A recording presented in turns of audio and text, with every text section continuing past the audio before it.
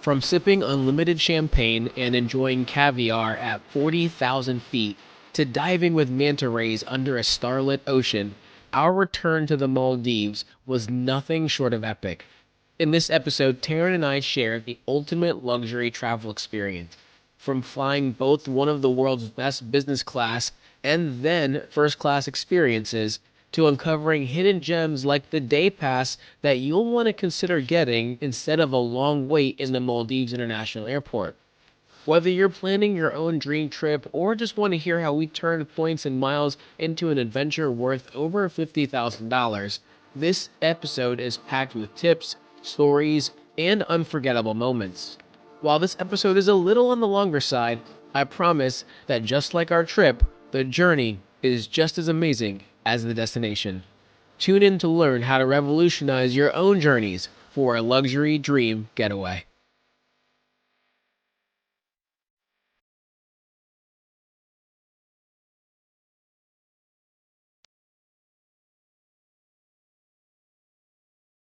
Welcome to the Revolutionizing Your Journey podcast. I am your host, DeAndre Koch. With me today is my lovely fiance and co-host, Taryn Gisbert. And this week, we are going to be discussing our amazing return back to the Maldives. And while, of course, as a destination, the Maldives is epic, it's amazing. The journey getting there and back was arguably equally as epic. And as we got to experience the best of both Qatar Airways and Emirates, which we will absolutely get into. All right. For those of you who have been with us from the very beginning, you might remember episode 5, where DeAndre broke down the strategy for our first trip, and episodes 9 and 10, where we recapped the 3-week experience.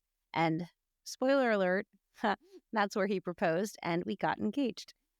So definitely check those episodes out as we talk a different route there, as well as a few different resorts like the Park Hyatt, which we stayed at on points with the globalist benefits. But if you want more information on ScubaSpa, we get much more into detail in episode 10, but we have some new experiences to share today.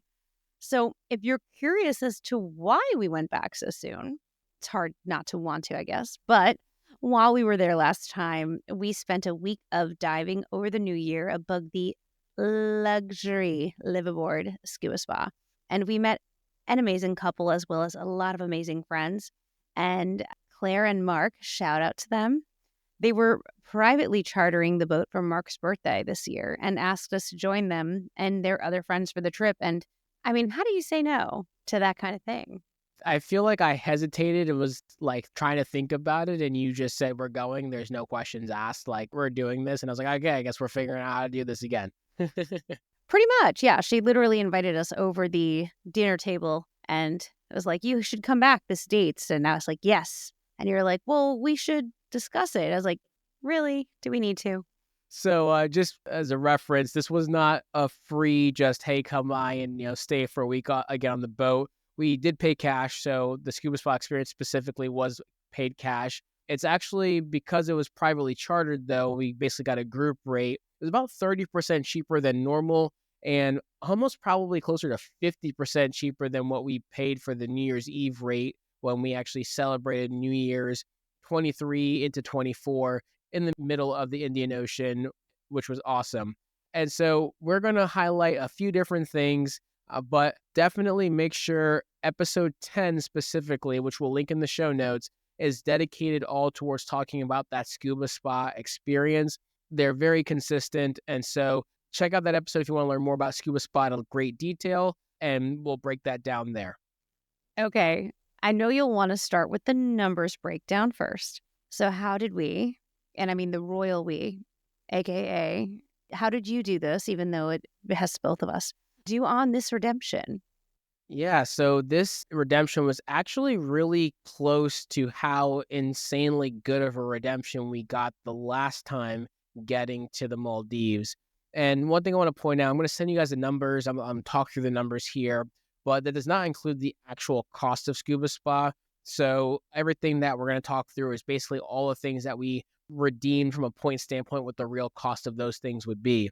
So last time, the last trip we took to the Maldives, so December of last year, We spent about $4,600 and almost 400,000 points, and we got around $42,000 of travel value. And I was super excited about that. That was pretty sure one of the best redemptions that we've ever had that I was able to accomplish. This time we spent about $4,100, so less cash, and about 550,000 points, and got about $56,000 worth of travel. So $4,100 more points, but a lot more value dollar for dollar wise. So if you want to break down the numbers, before was about a 9.6 cent redemption, and this time was a 9.4 cent redemption. So technically last time was better still, but I'd say the value that we got was immense, and it pretty much matched pretty closely the redemption value. But I would say our experience and the quality that we flew getting there and coming back was miles ahead of what we had going there the first time. Which we didn't know. But another thing to point out, 2 round-trip economy tickets alone to the Maldives can easily be $2,000 to $3,000 per person from where we live. And we only spent $4,100 total. That's it. And so getting there, we knew the dates we had to be there because this booking was for a set week. And we often talk about the need to be flexible when it comes to points and miles booking. So that was one of the pieces where we knew the dates that we needed to actually get there. And going and coming was what we had to figure out to get the best possible redemption. So oftentimes when a lot of people say, oh man, you're going for this trip, it's 2 weeks or you're going 3 weeks, a lot of time that's dictated on when can we find the literal best day to get there and the best day to leave to surround our flights. Now, a lot of times I would recommend that when you travel and you're using points and miles to go somewhere, book the flight first and figure it out from there. Here we knew our dates, but we still wanted to figure out the flight specifically around that. And so what this started out with was we had to do a positioning flight to JFK. If you've been following the podcast for a while, a lot of our trips start with us going to JFK because really where we live in Virginia, there's no good redemptions from a point standpoint. There's not a major hub where we are. So we're almost always positioning somewhere. So originally we had a American Airlines flight that we used points for. It was going to be $12 and 12,000 points total for both of us for about $390 in airfare tickets. So that was a great steal. I mean, 12,000 points for almost a $400, $200 per person. So all these numbers are going to be total between the two of us. So almost $400, we spent 12,000 points for. Absolutely a steal. But we ended up canceling that because American changed that from a nonstop where we live to a 30-minute layover in Charlotte to get to JFK. And that just made absolutely no sense at all, especially because we had bags to check. We have 3 suitcases because we have dive gear. It just did not make sense at all. So we ended up switching to Delta. And that's kind of a bummer because, Taryn, you and I, our status is all at American. So we usually get the upgrades and all the benefits.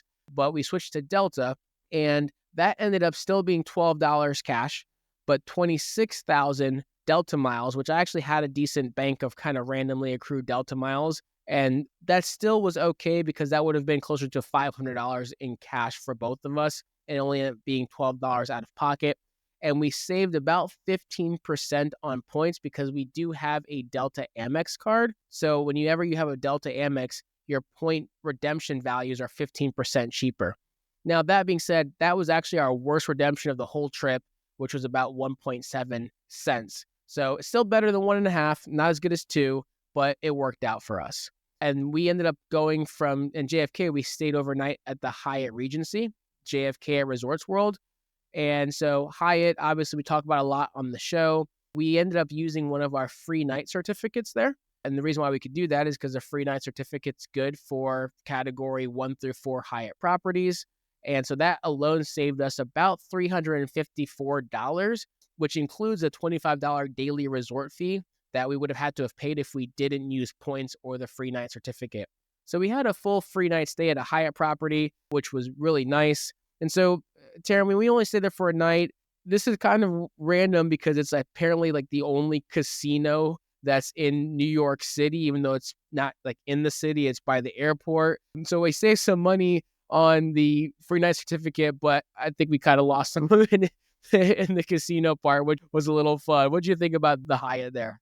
I mean, I definitely hadn't had an experience of a New York casino, especially off of the reservation before this. So, and as a New Yorker, that was actually a first. It provided a good amount of basic gamble. I'm not a gambler for the record, so please don't quote me on any of this stuff.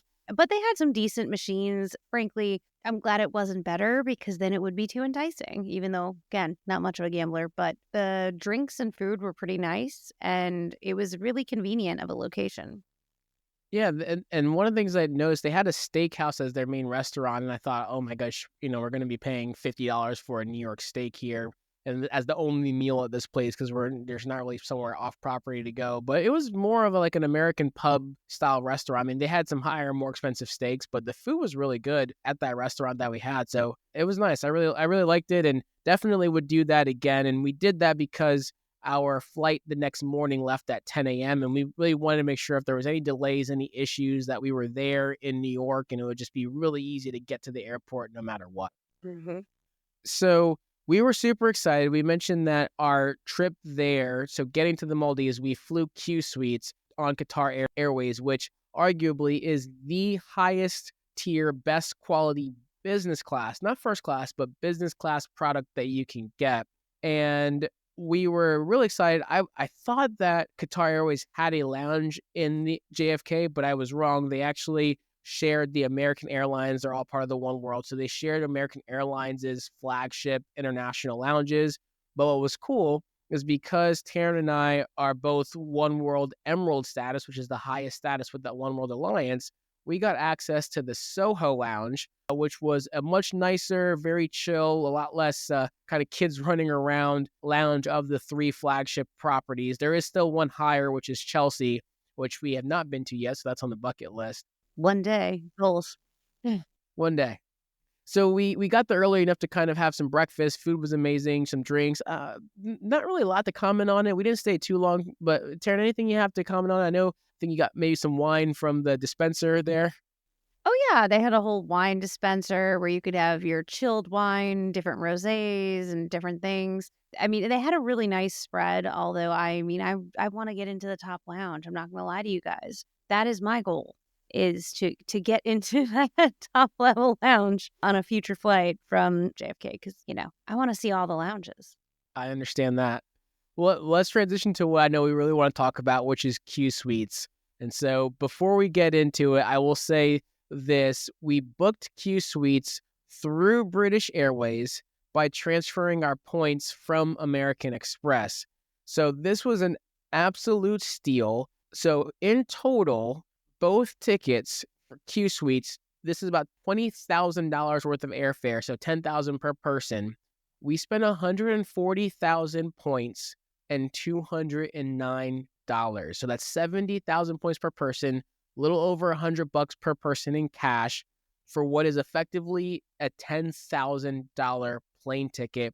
And by far, I think this may be my best ever redemption ever, as this was a 14.5-cent redemption. And man, was Qsuites worth it. Taryn, I'll let you take it away. What did you think of the Qsuites experience? I mean, I loved it for a lot of reasons. All right, so we were really excited about Qsuites.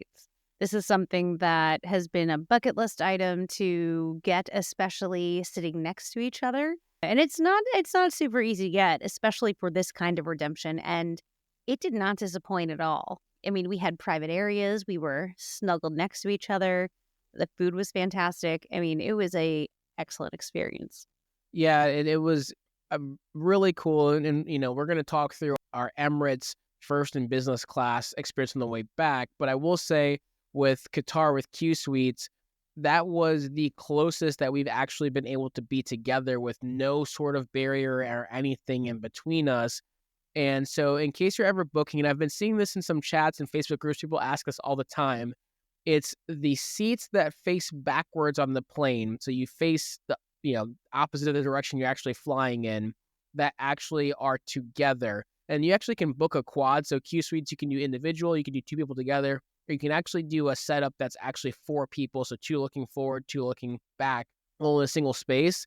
But when they prepare like the mattress and the bed for you, they actually put a cushion down in the divider space. So it really truly turns into and feels like a bed. I mean, we got pajamas, the amenity kit was great, the pillow. I mean, it was luxury and very comfortable. And I mean, we were able to snuggle pretty close to each other.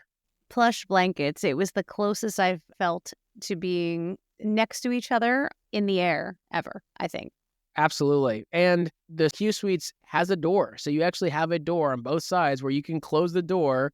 And now it's not completely enclosed. So there's not a ceiling over you. So someone walking by can very easily look into the space, but it feels private, feels quaint. You can feel like you can get a nice sleep. You can cuddle up with your significant other. And it was a really, really cool experience. And so glad we did it, because what I've heard from people is that Qatar oftentimes will change their plane. So you could think you're flying Qsuites. Next thing you know, you're on a different plane, and different experiences people have had that were negative. But we booked this in advance. I think we booked this probably back 6-7 months before our trip, and was excited back then, and they delivered, and it was a fantastic time. And just because there's a door doesn't mean that it's an invitation to the Mile High Club. Be careful, they can see. Yes, I was like trying to like hint at that, but yes, that is 100%. Well, that's why I'm here, my love. I am here to break it down and be honest and just, cut through it. So just because it feels private doesn't mean it's that private. But it's nice for a cuddle, and I was very excited for that without a giant barrier in the way of my arm to be able to even touch you. I'm here for it. It was cool. It was awesome. And the Qatar Airways flight crew, as always, were absolutely fantastic. So they delivered on the service standpoint, and great food, great drinks on the flight. So that was about a 12-hour leg as well, straight to Doha, and it was fantastic. And so we got to Doha, and we ended up staying at the Hyatt Regency Orcs. So when we got to Hyatt, we used 5,000 points, which we transferred from Chase to Hyatt, to stay at Hyatt there that's closest to the airport. Yeah, it's a great deal, as it's only a Category 1, and it is really close to the airport. So this was actually our second time staying there, and they've been really consistent with quality food, helpful staff, high quality amenities as well. Beautiful layout, not what you would expect from your traditional airport hotel, and an Uber to the airport that was less than $10. Yeah, it's actually kind of wild, because a Category 1 here in the States is typically a Hyatt place, and it feels like what you'd expect a Category 1 is. And for reference, Category 1 is the lowest, Category 8 is the highest. And you get there, and service is top-notch. The floors are marvel. The restaurants are high quality. I know we went to the same Spanish food, the tapas place. That was good. We didn't go to the nightclub there. It's called Rubik's. I know last time we were there was ladies' night, so we didn't go this time. I think we decided to catch up on some more rest because we had a little bit of an earlier flight this time. And we missed ladies' night. We were a day late. I missed my free drinks. There was no point of going. That's absolutely fair as well. I also needed to change and nap, so. Yeah, we need a little bit of rest. We had an insightful flight, but also still needed a little bit more rest, which is understandable also. So Hyatt was great. Again, we've stayed there before, close to the airport. We ended up doing, for this piece, the same exact thing that we did last time we went to the Maldives. And so we used American Airlines Mile to book an economy flight from Doha to Malé, which is the airport in the Maldives. That actually is a $2,000 airfare for both of us, so $1,000 per person. And we only ended up needing about 17,500 points per person, or American Airlines miles, and $74 was the total. So I think probably $30, $35 in cash. So that ended up being about a almost 6 cent redemption for us. And so if you're wondering where we got the American Airlines miles from, we talk about this often. We fly American often, so we build up American miles. We use the shopping portals. We get American miles. Taryn has the Basque bank account, which is generating somewhere between 8 to 10,000, was 10,000, and they just reduced it down to 8,000 miles per month. So we built up American miles pretty easily, which is why I wanted us to go through Doha so we could use some of these American miles, which ended up working pretty well for us, for sure. And so when we got to the Maldives, we had a very consistent experience with the last time. And so I wanted to talk about this because I think when you hear about the Maldives, you hear about the beach destination, the crystal clear waters. No one ever talks about what the airport is like and the experience there. And after going back now for a second time, I'll say it's consistent, at least until they open the new airport, which they're still working on. It's hot. It's a little chaotic. You're waiting. It feels like we're always waiting. Taryn, what would you say? I mean, you've been through it with me the last couple of times. It's as much as we love the Maldives and the Maldives experience, the airport is a little less to be desired, I would say. The Maldives is a place that is synonymous with high-class luxury and luxury experiences, decadent beaches, and the airport's it's not there yet, but that's okay. It is chaotic, and that is just something good to know. You get off the plane, it's going to be hot. There's going to be a bit of chaos. Has everybody in line finished their, paperwork? Do they have their QR code? Have you figured out your eSIM situation? If not, there's a lot of chaos there as well. There's a bunch of boats as soon as you get out. If you aren't prepared, it might not be what you would expect with everything that you've heard about the Maldives. And that's something that we're trying to help educate on, just so you're prepared when you get there, because we don't want that initial airport experience to ruin that decadence and luxury that you are going to get in the Maldives, but you're not going to get it at the airport. Let's just be very honest about that. Not yet. Not until the new one. Right. And that's both directions. So going and coming from the Maldives, the airport experience is not the greatest. So again, just be prepared to wait. Now, the cool thing is the boats are super close to the airport. You can literally walk across the street and take a boat, or a seaplane or whatever it may be, but it's going to be pretty chaotic. And yes, make sure you got your QR codes, your Maldivian paperwork, all the things done, because if you get in line and you don't have it done and you didn't do it beforehand and there's pretty terrible Wi-Fi at the airport, so you're struggling to connect, and you get to the front of the line finally after waiting in a hot airport terminal for 30, 45 minutes, you don't have it done, they're going to send you to the back of the line until you get it done. So, walk of shame style. Yes, which we have never had to do, but we have seen now multiple times people having to do that, and it is not fun, and we have seen some literal tears there. Yes, because you're hot, you're tired, and you just want to get to your next step of your trip. So get that done ahead of time. So we had a transport booked for a resort called Bandos Maldives for 2 nights. Those 2 nights were $1,000. We paid cash for that, but we used Taryn's Capital One Venture X and used it through their travel portal to get the $300 travel credit. And this is pretty key because this is going to come back from a discussion standpoint. Now, people did ask us, why didn't we use points and stay somewhere else? And the short version to that is we knew we wanted to be close to the airport because the airport essentially is where the pickup was going to be for a ScubaSpa, which was the primary reason we were there. We didn't want to have to deal with taking a regional jet or pay for a much more expensive seaplane for a farther out. And even for a short speedboat ride, which was only 20, 30 minutes, that was still about $100 per person round trip. And that wasn't even that far of an island away from Malé. So that's the reason why we didn't use our points and stay at a Hilton or IHG or Hyatt property somewhere else. We just wanted some simplicity, and we were only going to be there for the 2 nights again. Unfortunately, our arrival was nerve-wracking because what initially we felt like they did a bait and switch on from what we requested or what we booked and what we received, but actually found out this error was on Capital One and they had to make it right. And Taryn, I'll let you explain that one. Okay, so this was my first time using the Capital One travel portal in order to get my credit. And I used it like I would any of the others I've used with Amex, Chase, etc. Although this was a bit of a surprise when we got there. And this is what I want everyone to know now, just in case this happens to you. So I had booked a beach pool villa. And when we had arrived, they gave us a beach villa, which sounds very similar.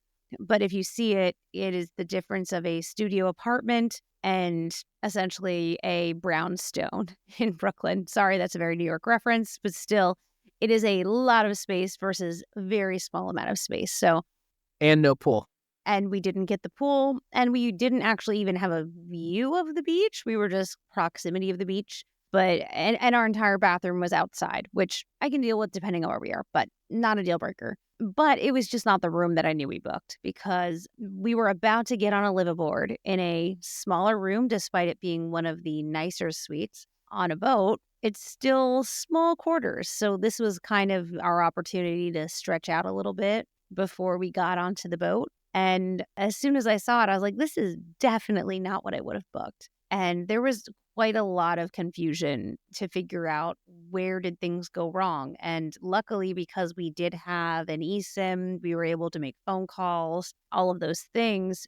I was able to talk to Capital One, and, they determined that their third party who processes the actual bookings into the resorts had put the wrong room, essentially.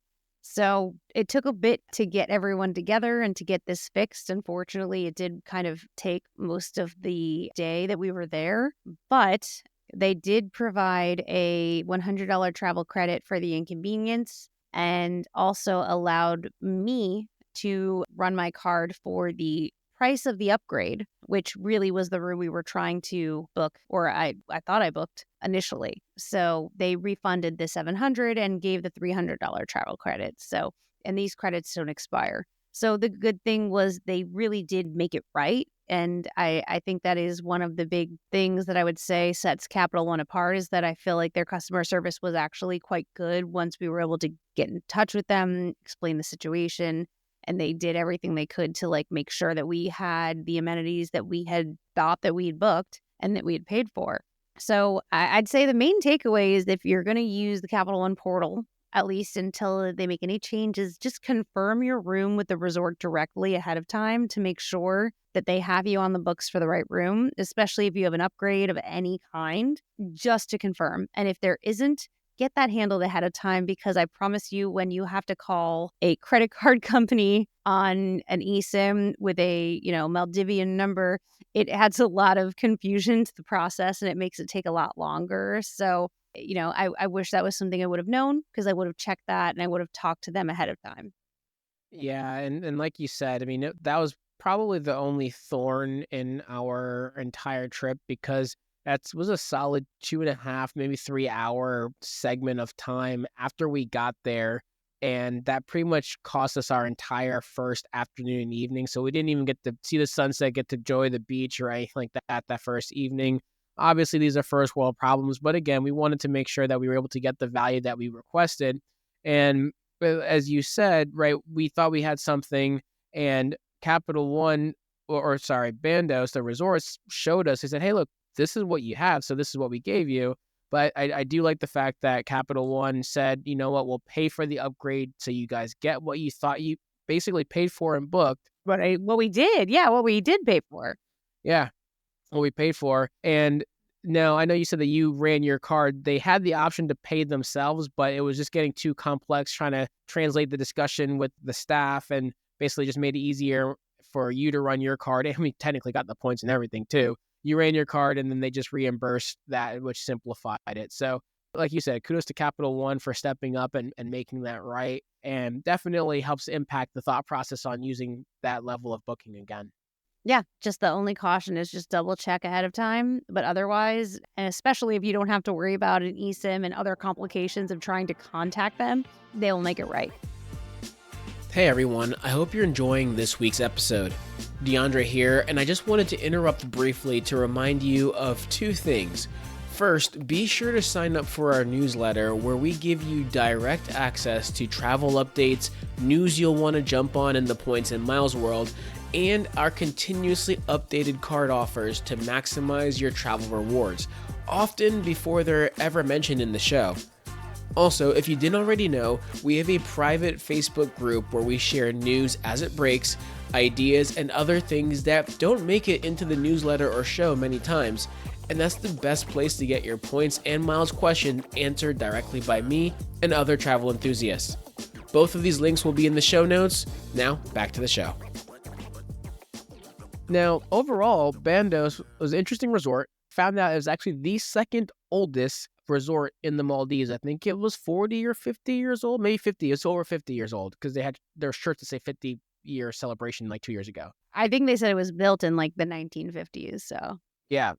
we're north of that. Yeah, it was an older resort for sure. I will say the staff was great. Food was great. I mean, Taryn, I know you wanted some lobster. We had some really cool food experiences. You saw some cool sharks and stuff in the water. Like, what'd you think of the resort overall once we got this whole scenario taken care of?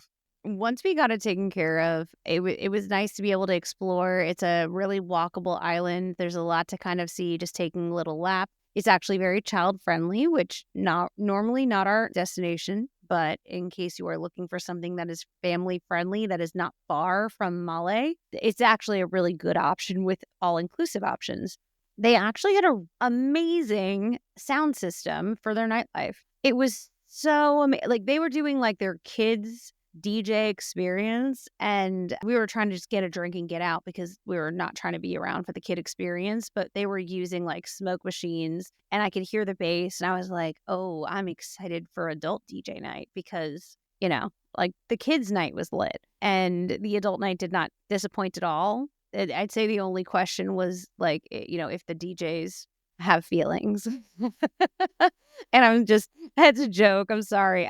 They were very serious behind there, which I'm just not normal, especially when people are very like engaged and like it was great music, awesome sound system, not hating on them at all. It's just kind of funny because they seemed very unbothered by us enjoying the vibes.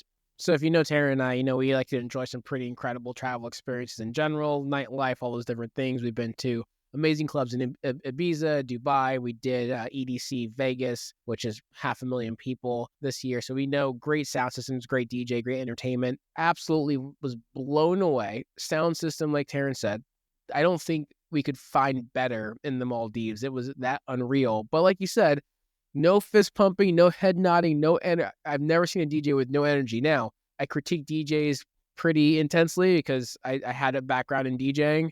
Their mixing was fantastic. It was everything you want. It was absolutely fire.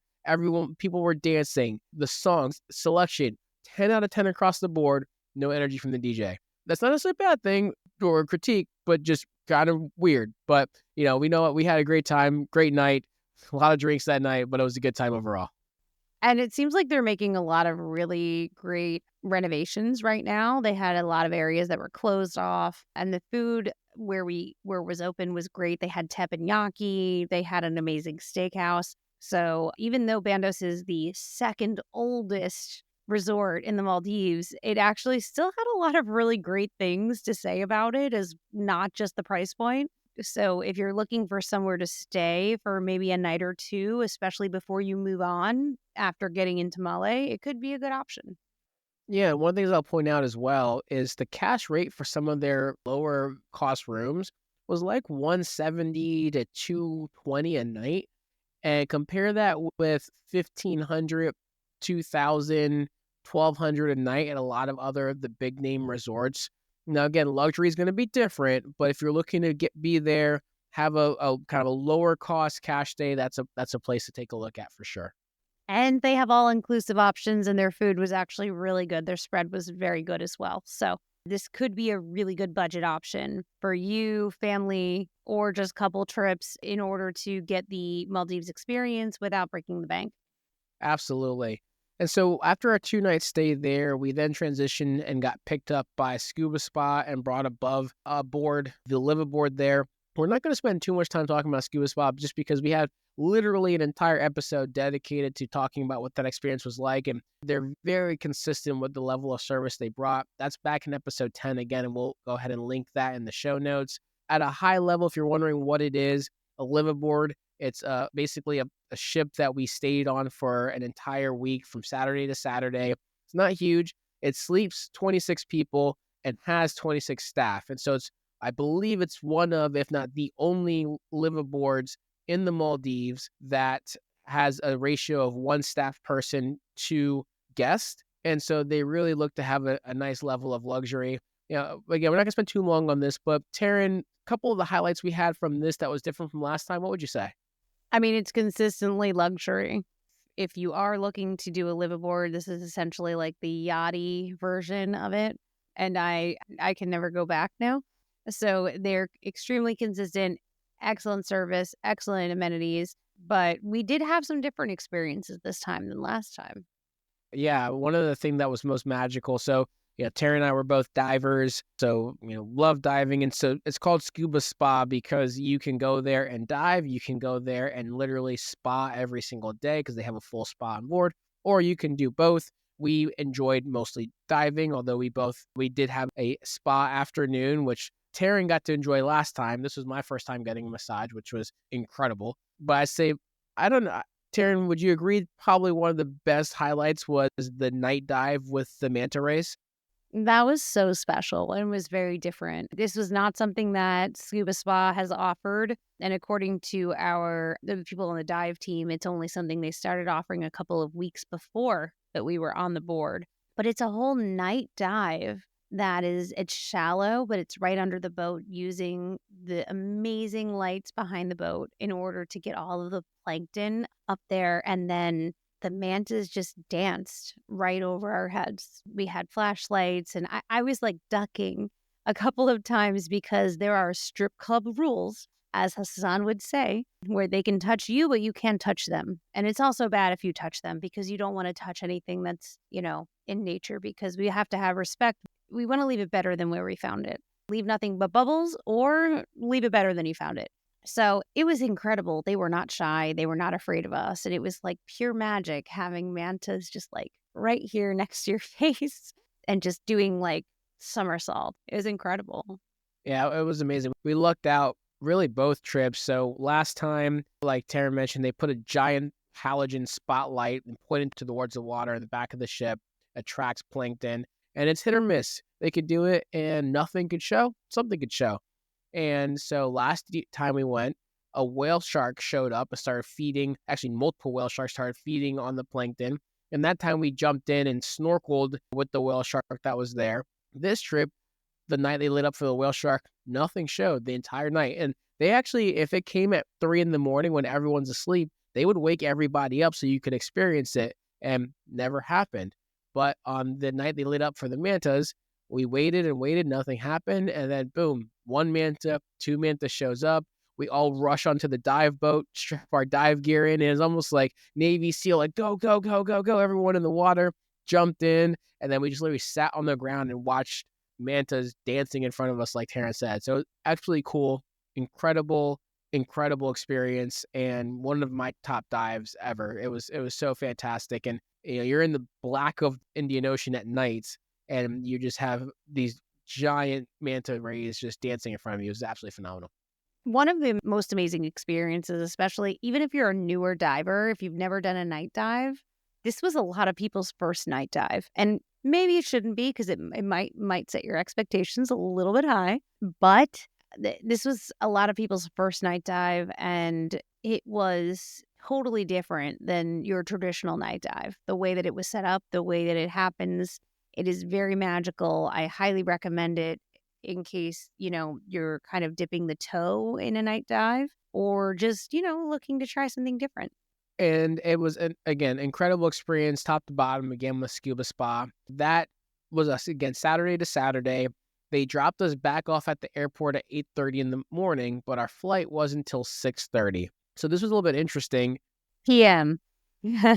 Yes, thank you, 6:30 p.m. Yes, so 8:30 a.m. to 6:30 p.m. So we had a lot of time to kill, and we just mentioned to you, the airport experience is not ideal. And it's not, although there is a lounge there that we had access to because we were flying Emirates, well, in this case, first class. The lounge, no matter who you fly basically business class, everyone shares the same single lounge. We've got the same lounge when we were flying back the last time, which was in Virgin upper class. I would not enjoy staying there for 8 hours, basically. And so we received some advice to stay at the Hul Hule Island Hotel, which is, you can quite literally see it from the airport. It's basically a 2-minute drive away. And you can actually get a day pass there, a pool pass, or you can get a day room, and the room is available for up to 8 hours. And the room costs about $250 after taxes and everything else for it, really for how many people you want. was just two of us, $250 in cash. But Taryn, I know you looked into, because we were trying to figure out, was it better to do the pool pass with lunch, which is about $95 per person, or should we get the room, which was more expensive at $250? Why did the room make more sense? Well, because the weather is very unpredictable in the Maldives. So I spoke to the people that we have basically interacted with who have recommended this place and asked, well, if the weather's bad, is there a place to go? Where would we be with this pool pass and our lunch? And essentially, it's just the lobby. And the lobby's it's not terrible. There are sort of comfortable seats and some fans and AC. However, I was told that the food was not nearly as good as their restaurant, which we found out Was insane. was way better than either of us ever thought. So don't underestimate, the hotels near the airport, because I feel like that's something that this is the second time it's coming up again.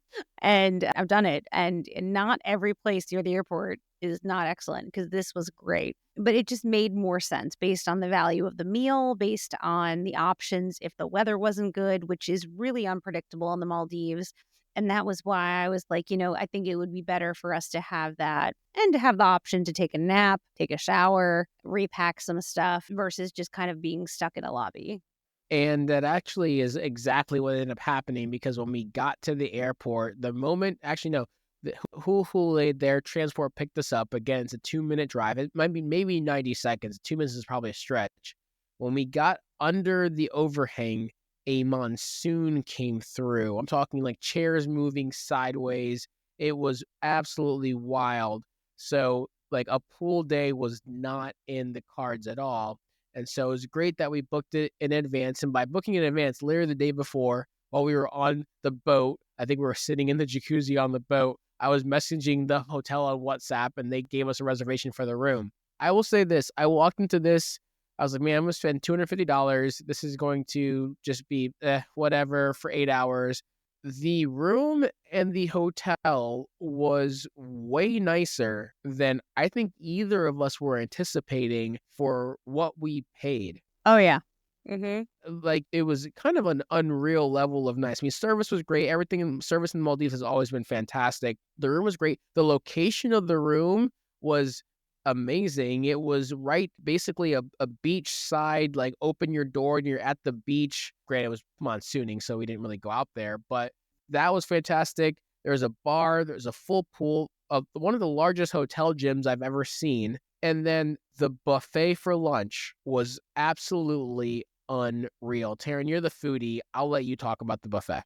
I mean, the buffet had a lot. I mean, several different areas for salads and all of the things that you would want, different dressings and different cheeses and different international dishes. I mean, they really hit on everything you would want in a buffet, in my opinion. And the amenities really were way beyond what we expected in general. The rooms were nicer.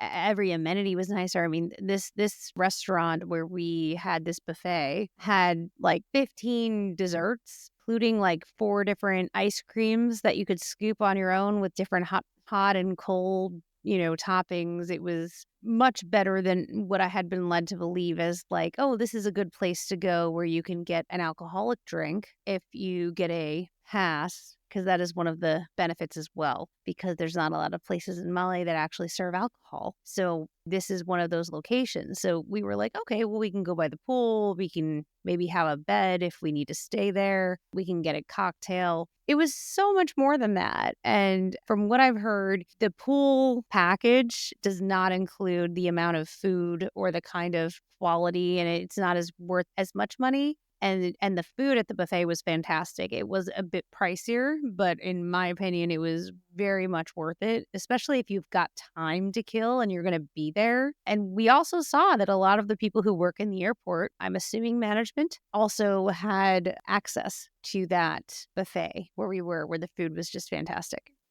Absolutely. So, I mean, this location, we'll link it in the show notes, is the Hule Island Hotel. Absolutely recommend if you have a long stay. Like Taryn mentioned, actually, interestingly enough, so if you are someone that enjoys a cocktail, likes a glass of wine, champagne, whatever it may be, the lounge in the airport that you get access to in business class, doesn't serve any alcohol. So not that that's a deal breaker for everybody, and it's not necessarily for us, but one thing to keep in mind, if you're sitting there for an 8-hour layover, I think you're going to enjoy some mimosas, a couple of drinks while you're maybe getting work done. You're literally just going to be sitting there. It's good. There's food in the lounge, but it's not as ideal or comfortable space to just sit at for such a long time compared to lounges in, Doha, Qatar, or in Dubai, or whatever it may be. So that was a really great place. I highly recommend if you are going to the Maldives and you do have a long kind of wait before you check out in your next flight, or you want to make sure that you get back to the main island and have some cushion before your flight out, would highly recommend staying there, getting the day pass. Or on the opposite, if you're flying in and you land in the Maldives at, let's just say, 5 a.m, and you can't check into your hotel until 3 or 4 p.m., that could be a place to stay again for a few hours to sleep, get some rest, and relax before your pickup happens at the airport. And their shuttle is completely free. So we left there and we went to check in for our flight back. Now, we mentioned this before, but we flew back Emirates. And this is interesting. So this is a whole interesting experience because this felt like a splurge, honestly, because the taxes and fees were so high. But we really wanted to fly Emirates. Neither of us had. And also, it was the best and easiest itinerary back home. Instead of having to do multiple positioning flights and multiple legs and all these different things, we could very easily go Maldives, Dubai, JFK, and then position from there. So business class by itself would have been $12,000 per ticket and about 137,000 Amex points per person. And so we ended up transferring our points from Amex to Emirates, and we ended up paying about $1,200 in fees per person, which I would arguably say of all the trips we've taken and all the redemptions we had, that was probably the most we've ever paid in additional fees on a points redemption. So for the two of us combined, that was almost 280,000 points and $2,400 in cash.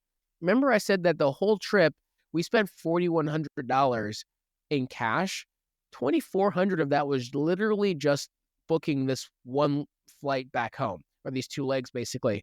But when you do the math, because the value of the ticket is $24,000 combined, that was still almost an 8-cent redemption. So the math still made sense, even though it was a little bit pricier out of pocket than I probably would have liked or that we've done before. But this is where things got really interesting, because I had been monitoring the first class upgrade availability in the app. And I knew Emirates, whether you go economy, you pay for economy and upgrade to business, or get business and upgrade to first. I knew that was going to be an option. And I had been chatting with them through the app the previous couple of days. And the chatting experience wasn't the greatest. But when I had spoken with them and finally got someone on the line, and I asked how many seats were available to upgrade to first, they kept telling me there was only one available. And so I said, well, this is a little bit of a bummer, but maybe when we get there, someone will cancel their flight or change or whatever it may be. There might be 2 seats available. So we got to the check-in counter for business class, and I asked if there were 2 seats available for first class. She said yes. So she told me the cash price. I honestly don't remember what it was, but I asked how much was it in points, and it was the exact same number that I had seen in the app for the one seat, and it was 31,000 points and $60 per person. That was the dollar amount. It was $60 per person. You have $60 per person, right? And so 31,000 points, $60 per person. And so I said, done deal. We pulled out our iPad, and while I was in the line at the counter, like getting our boarding passes, I said, hold up 1 second. I logged into American Express. I transferred our points from Amex to Emirates. I was hoping it was going to be instant. It was. And one thing to note out, there's been issues where you can only transfer to Emirates from one place, right? So if you choose Chase as your place to transfer your points from, any future points you transfer to Emirates has to come from Chase. I've heard that multiple times. We transferred originally from Amex, so I knew specifically I needed to use my Amex points again, and it happened instantly. I refreshed the website. It showed our points were there. I asked her if she could see it. She said yes. And so she upgraded us to first class. The real cost of that upgrade was $3,700 per person. And again, we only used 31,000 points. So that's almost a 12-cent redemption on that upgrade to points for the Emirates first class experience. That was on their 777. And Taryn, I mean, I'm going to start with just saying Dom in the sky. I'll let you take it from there. What did you think of the first class experience? Because I think that ruined the Qsuites experience for us. I was going to say, tap me in. This is unlimited Dom, caviar, unlimited space, mineral water as your own private journal to put your secret thoughts, amazing pajamas, a starry sky when you look up. I mean, it was screaming luxury from head to toe. And it is the most luxurious experience I have ever had in the air by far. Like, it separates itself so much from any business or domestic first class experience. It kind of makes me laugh at the idea of domestic first class because it is so not close to what Emirates does. Having unlimited Dom Perignon poured as much as you want, having caviar, having 7 different ways to adjust your seat to be comfortable, 7 areas, and then from there you could adjust it more. Like, I have not seen something like this ever, and I want to fly like that all the time now. Yeah, it was absolutely incredible. What's interesting, when Tara said the stars in the sky, that was probably one of the things that were most kind of randomly surprising to me because, when you go into a flight, right, you usually have your overhead spaces for your baggage. Well, on Emirates First Class, all of your baggage actually goes inside your suite area, like around the corner. So nothing goes above you. So this was a night flight. So once they dimmed the cabin lights, plane took off. Literally, the entire ceiling was a starry sky, which was the coolest thing ever to like recline to, see stars as as you're taking a nap or whatever it may be. Service was impeccable, and the craziest thing, which still boggles my mind, everyone kept telling me there was only one seat available the days leading up. When we got there, she was like, "Yes, there are 2 available." There actually, in addition to the 2 that we took, was 2 more seats available for first class. So in the whole 8 seats, there were only 4 of us in first class in total. And I will say, I mean, their pajamas they provided were, I mean, the quality was amazing. Even the disposable slippers were the most comfortable slippers I think I've ever worn. And then, well, Taryn, you forgot to mention the amenity bag. Full Bulgari fragrances. I was going to say, you get a Bulgari bag, like a nice toiletry bag. You get an entire Bulgari set of fragrance, lotions, everything, makeup wipes, like everything you would expect from like the highest tier of luxury they provided. Although, listen to your flight attendant. Mine was very informative of as to how to use the buttons, how to use the things. I was able to call him on like the little phone from seat to seat since we weren't initially next to each other. But, not everyone will maybe share some of that. And I actually had looked it up right before the flight and I thought I was prepared and I was still kind of overwhelmed with the experience. So if you're going to be able to experience this, do a little research so you're not just like, what do I do next? Because there are so many things that they're going to kind of give you and throw at you in terms of, snacks and toiletries and pajamas. And it can be really overwhelming. And I wish our flight was longer. I wish that was a longer flight. I could have stayed on that flight for another 12 hours. Yeah, that one was about 4.5 hours. And that was also the first time I think I've ever been on a plane or even in a hotel room and been overwhelmed by the level of amenities and everything available. Taryn mentioned her toiletry bag. The men also got a Bulgari toiletry bag, which is a completely different design and completely different things inside of it as well. So they have it, by gender. It was really cool. I mean, the attention to detail was amazing. And so the first class experience, 10 out of 10. We even, because we flew first class, we got off the plane and they had a full escort for us with the Emirates first class golf cart to the next lounge and waiting for our flight. We were actually pretty tired because this was, I think we landed in Dubai at the equivalent of what would have felt like 11 p.m. Maldives time. It was like not either 10 p.m. Dubai time, and our next flight didn't leave till like 2 or 3 in the morning. So we were actually pretty tired, but we did get to enjoy a little bit of the lounge, and we both napped actually in the Dubai lounge. Yes, you napped immediately, so I got to explore and see the Moe and Shandon as well. But it was really cool feeling like we had our own security and our own private escort to get into the lounge. And I have heard a lot about the Emirates Lounge in Dubai, and it did not disappoint. It was so big, I didn't even have time to explore all of it and actually also be able to nap. So honestly, I would love to go back there again. It's a reason I wish that was my home airport, because I wish that was the lounge that I got to be at anytime I was going anywhere. Yeah, and what was nice about that is the business class and first class lounges are on an upper deck. And so you literally walk right outside the lounge and your boarding gate is right there. And they did it backwards. So they actually boarded economy first, like a full hour before they started boarding business and first class, which was different because usually business and first board first. But I guess economy, they had them doing more screening and stuff to get back into the US. So we ended up getting boarded maybe 30 minutes before the flight, maybe 40, 45 or so before the flight. And what was interesting about that is that we boarded the A380. So the last flight that we were on first class was the 777.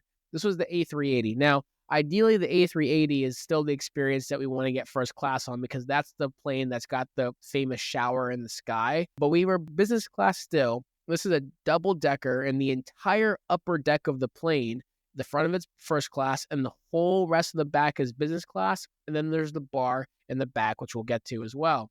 What's really cool about that is we literally never saw anyone from economy the entire time we were through Emirates. So we boarded business, we were on the upper deck, we had our own escort on and off the plane, and it was a really unique, kind of a higher level experience as well.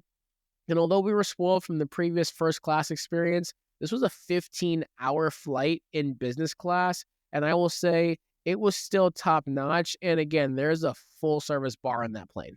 And not just a full service bar, a large full service bar. If you're going to compare it to Virgin, which we did earlier this year on the way back from the Maldives, they also had a bar. It was our first time at a bar in the sky, I think, for me at least. Was it for you? Yep, was for me. So we were so excited about that. And I was thrilled that we got to go to another bar in the sky. And the Emirates bar on the A380 is so much bigger. It's not just a couple of stools right around this small section. I mean, they had multiple different lounge areas as well as areas to stand. They had footy, aka soccer, on the telly, and they had some amazing cocktails that are famous, which I'm going to drop a little bit of one, which is my favorite, which I've been remaking. For those of you who can't see me, I am sipping on it right now, and it is the famous breakfast martini, which is known for Emirates in their bar, which is orange juice, gin, and orange marmalade, as well as a couple of other things, and it is addictive. And it got me through my flight. But it was one of the most amazing experiences, I think, even though it was a very long flight and it was not as great as first class in comparison, but nothing's really gonna ever kind of match up to that. It was one of the most quality products I think that I've ever traveled on. Yeah, we had the seats that were the closest together, kind of similar to the Qsuites, except there the barrier in between us didn't go all the way down. And so there was still a little bit of a barrier between us. And so I will still say that Qsuites takes the cake on the business class side because of the fact that you have the doors that enclose, which Emirates does not have, and the fact that, especially as a couple flying together, you can really truly be shoulder to shoulder with each other and not have any sort of barrier or anything like that that feels uncomfortable. Points for cuddleability. So Emirates business class, first class was great. They also provided Bulgari amenity kits. They obviously weren't to the same level as first class, where the quality of even the bags they give you were substantially better. The pajamas, the slippers, everything was 3x better on the first class side. And so actually, we both wore our first class pajamas on that flight, and I've saved them because those things are super soft and comfortable. And so the amenities kit was still great on the business class side, but honestly, it just did not compare to the first class. So it is worth it to go for the first class Emirates experience if you've never had it yourself. Absolutely. So we landed back in New York. We're not able to check our bags all the way home with Emirates like we did if you heard our flight from Bali and Singapore, where we were able to check our flights from Singapore through like 5 different flights all the way back home. We were not able to do that this time. And so this was a little bit of a scramble because we had to collect our bags when we landed in JFK, switch terminals, and got to the American Airlines priority counter with about 5 minutes to spare before baggage shut off because our flight leaving Dubai was delayed about an hour and a half. It all ended up working out. In fact, honestly, if we didn't get the first Emirates first class upgrade, we wouldn't have had our bags tagged with the Emirates first class tag. And we were one of the first bags off the belt when we landed in JFK because we had the first class tag versus waiting for an entire double-decker plane of people to have to go through and get their bags. So it all ended up working out well. Our positioning flight back home was about $280 per person or so to get back home from JFK. And honestly, that was all worth it. And the cost of that's actually part of the $4,100 we paid for the overall experience. So top to bottom, getting to the Maldives, luxury, being in the Maldives, luxury, getting back, ultimate luxury, fantastic experience. Taryn, any thoughts you have in general, final thoughts on the trip, and then any thoughts on the Maldives as a whole and for going back a third time? I mean, I would not rule that out, but probably not in the near future, just because, we did go there twice technically this year. And the Maldives is decadent. It is luxury, not necessarily immediately at Malé, but if you are patient enough, there are a lot of beautiful, luxurious experiences as well as water, ocean, diving, things that I've never seen, at least anywhere I've been so far, that are waiting for you there. And it's definitely somewhere that I would recommend that most people, especially if you're really into snorkeling, scuba diving, or just ocean life in general, you should go. There's so many beautiful things to see. And it is a place that is, at least right now, very focused on conservation and not doing a lot of long line fishing. So that helps a lot in terms of being able to see still beautiful things that are good for our planet. But yeah, I mean, I would definitely like to go back, maybe, on one of our anniversaries. Yeah, I feel the same way. It's an incredible place. Highly recommend anyone to go there and experience it. I think there's way more to see under the water than there is above the water. It's one of those places where I think now going back twice, there's lots of different islands. So, of course, each island's going to be different, but there's only so much you can do on an island between having a killer sound system, the overwater villa, crystal clear water, white sandy beaches. There's a lot of really cool things to experience there.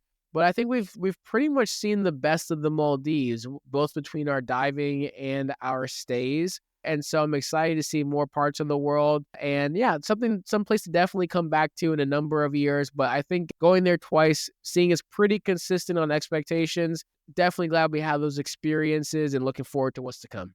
Absolutely. I loved it. It was beautiful. I'd love to go back one day, but there are other places that we need to see if we're going to go all the way on the other side of the world again.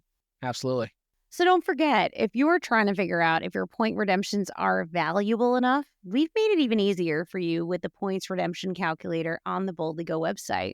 And some reminders. If you've enjoyed this episode today, please be sure to follow us on all of the social media channels and sign up for our newsletter as well to get insider information. And don't forget to like, share, subscribe, and tell your friends. And we'll see you at the next episode.